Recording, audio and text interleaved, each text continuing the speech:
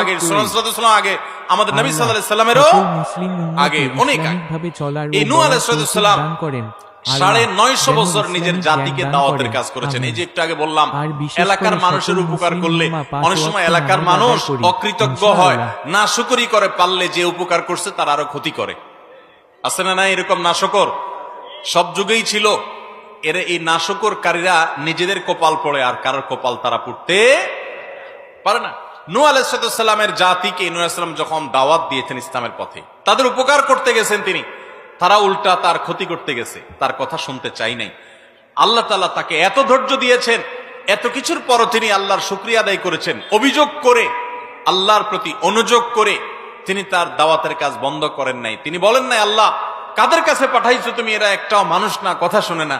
তিনি আল্লাহর শুকরিয়া আদায় কেমন করেছেন যে কোরআনে আল্লাহ তাআলা তাকে সার্টিফিকেট ইস্যু করেছেন, ইন্নাহু কানা আবদান শাকুরা, নিশ্চয় নূহ তিনি আল্লাহর কৃতজ্ঞ বান্দা ছিলেন। এত বড় পরীক্ষা নিয়েছেন, গোটা সমাজ তার উল্টা, গোটা সমাজ তার বিপরীত, এরপরেও আলহামদুলিল্লাহ বলতে ভুল করতেন।